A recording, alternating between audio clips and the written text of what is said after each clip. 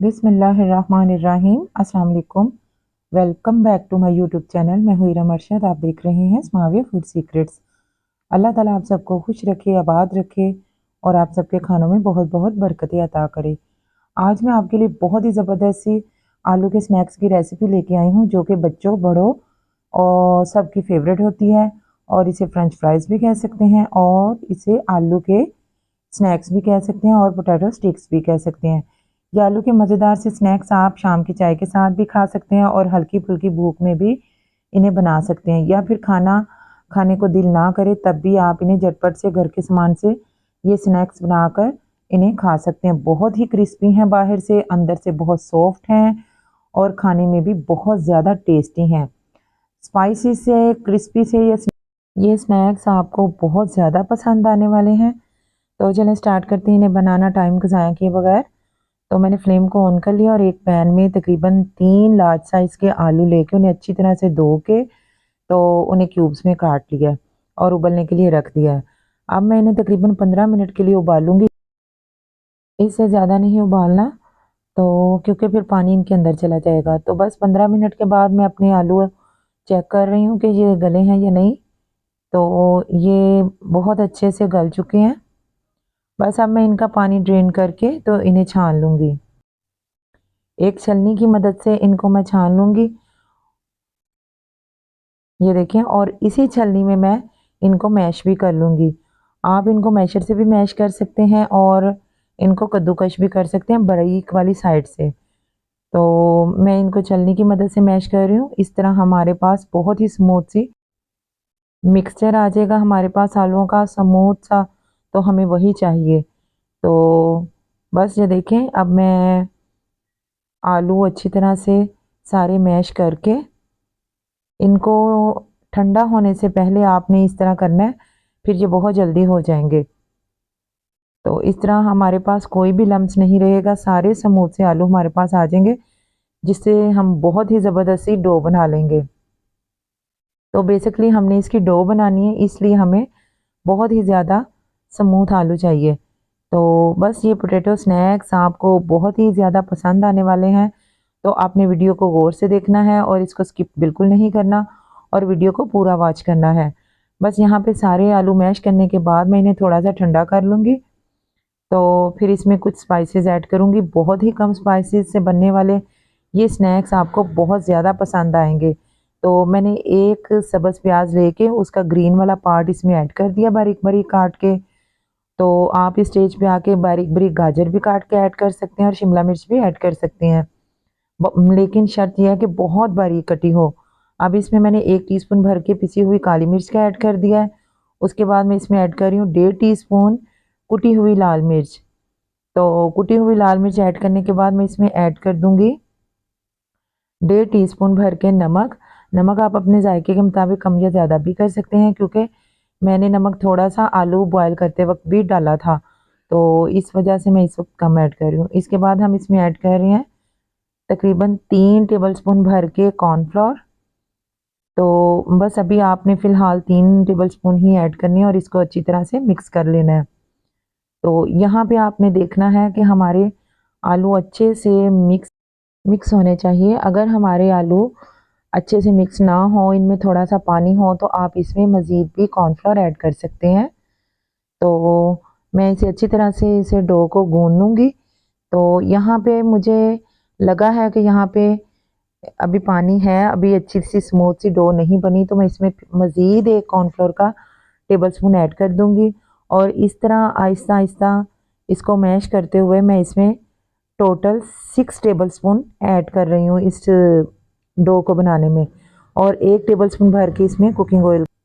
बस cooking oil add करने के बाद मैं इसे अच्छी तरह से हाथों से मसलते हुए एक फाइन सी स्मूथ सी डो बना के रेडी कर लूँगी। तो ये देखें, हमारी यहाँ पे ज़बरदस्त सी डो बन के रेडी हो गई है।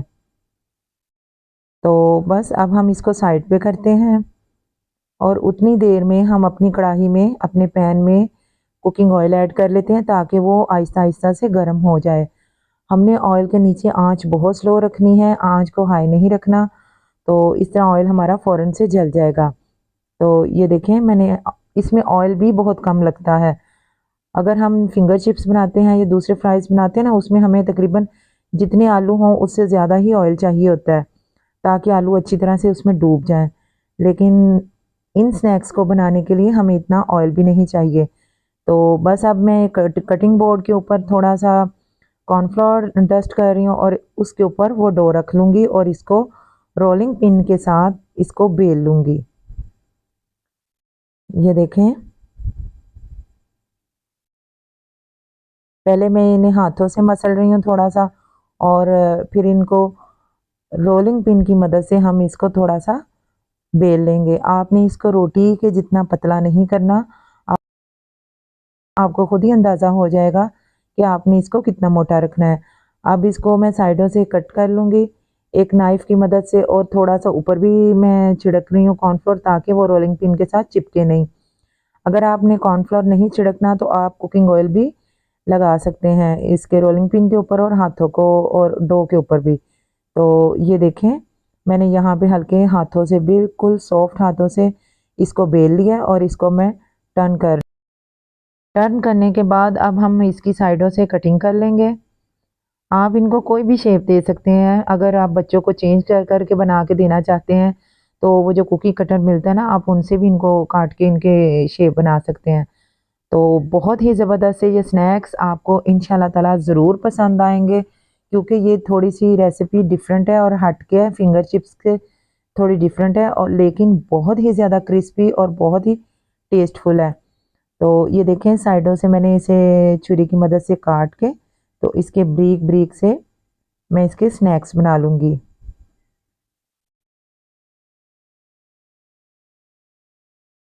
तो बस आपने इसी तरह साथ-साथ इनको सेपरेट कर लेना है, ताकि ये आपस में जुड़ ना जाएँ।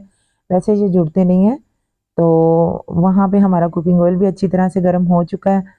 तो ये देखें, अब ये जितनी डो है हमने इसके सारे के स्नैक्स काट लेने एक ही दफ़ा।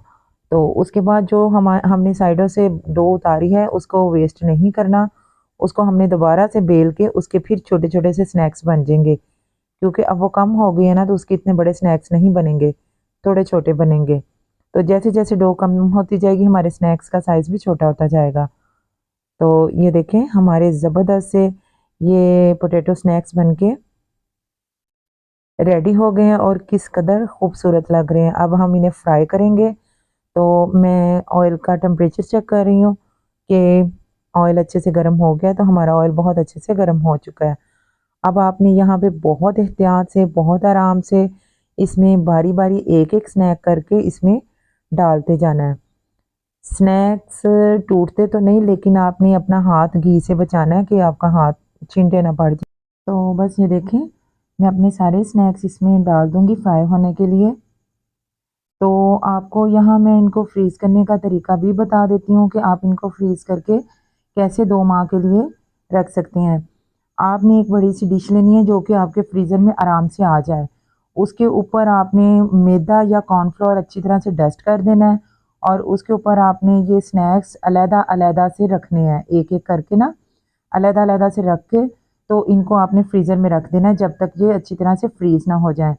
जब ये अच्छी तरह से फ्रीज़ हो जाएँ, फिर आपने इनको उस ट्रे से निकाल के किसी भी एयर टाइट जार में या ज़िप लॉक बैग में इन्हें रख के ना, तो आपने आराम से इन्हें इकट्ठा फिर रख सकते हैं। तो जब दिल चाहे आप उन्हें निकाल के तो इस तरह फ्राई कर सकते हैं। तो ये था तरीका इनको फ्रीज़ करने का। अब यहाँ पे हमारे जो स्नैक्स हैं बहुत अच्छे से फ्राई हो रहे हैं। हमने इनको तब तक फ्राई जब तक इनका प्यारा-सा ऐसा गोल्डन सा कलर ना आ जाए।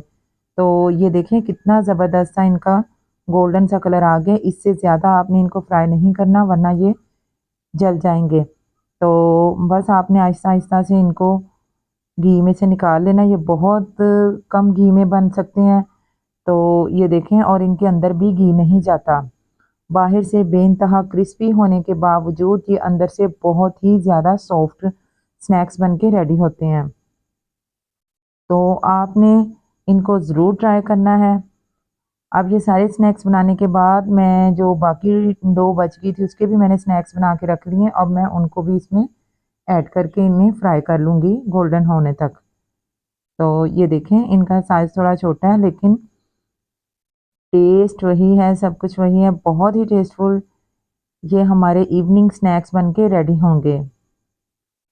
तो आप इन्हें पोटैटो स्टिक्स भी कह सकते हैं, फ्रेंच फ्राइज़ भी कह सकते हैं। तो देखने में ये फ्रेंच फ्राइज़ ही लगते हैं और लेकिन इनका टेस्ट फ्रेंच फ्राइज़ से बहुत डिफरेंट है और खाने वाला ये जज ही नहीं कर सकता कि इनको आपने आलू बॉयल करके बनाया है। तो बस मैं फिर इनको हल्का सा सेपरेट कर लूँगी और इन्हें गोल्डन फ्राई होने तक गोल्डन होने तक इन्हें मैं फ्राई कर लूँगी। तो यहाँ मैं साथ ही इसके लिए एक डिप रेडी कर लूँगी, जिसके लिए मैंने लिए हैं 3 से 4 चम्मच मायोनीज़ के और 2 चम्मच भर के टोमेटो केचप के। और अब इसमें मैं ऐड कर दूँगी 1 टीस्पून भर के चिली फ्लेक्स का, यानी कि कुटी हुई लाल मिर्च का। और बस अब हम इसको अच्छी तरह से मिक्स कर लेंगे। यहाँ मुझे ना ये थोड़ी-सी गाढ़ी लगी है, तो बस अच्छी तरह से मिक्स करने के बाद ये देखें, आप इसमें थोड़ी-सी काली मिर्च भी ऐड कर सकते हैं पिसी हुई, अगर आपको पसंद हो ज़्यादा स्पाइसी। अगर अपने बच्चों के लिए बनाना है तो फिर बिल्कुल ना ऐड कीजिएगा। अब मैं बाकी स्नैक्स सारे निकाल लूँगी क्योंकि हमारे ये जो पोटैटो स्टिक्स या पोटैटो स्नैक्स हैं बन के रेडी हो चुके हैं। तो ये देखें बाकी के स्नैक्स भी मैं आहिस्ता-आहिस्ता इसमें से निकाल लूँगी कढ़ाई में से। तो 3 आलुओं से बनने वाले ये इतने ज़्यादा से हमारे पोटैटो स्नैक्स बनके रेडी हो गए हैं, जो कि बहुत ही क्रिस्पी और टेस्टफुल हैं। तो आपको ज़रूर पसंद आएँगे। आपने वीडियो को स्किप करके नहीं देखना और मेरे ही मेथड से आपने बनाना है, तो फिर इंशाल्लाह ताला आप भी इसको मेरी तरह एन्जॉय कर सकेंगे। तो यहाँ डिप में मैंने 1 टेबलस्पून भर के सिरका ऐड कर दिया क्योंकि मुझे ना यहाँ पे डिप थोड़ा गाढ़ी लगी थी, तो इस वजह से मैंने इसे थोड़ा-सा ना पतला कर लिया। तो आप ये स्नैक्स टोमेटो केचप के साथ भी खा सकते हैं, इमली की चटनी के साथ भी खा सकते हैं, ये बहुत टेस्टी लगेंगे। तो यहाँ पे मैं अपने स्नैक्स चेक करके देख रही हूँ, तो बहुत ही ज़्यादा टेस्टी और बहुत ही ज़्यादा क्रिस्पी बने हैं। यहाँ पे मैं वॉइस ओवर नहीं तो मैं इनका आपको असल इनकी वॉइस सुनवाती, इनका क्रिस्प आपको पता चलता कि ये कितने क्रिस्पी बने हैं।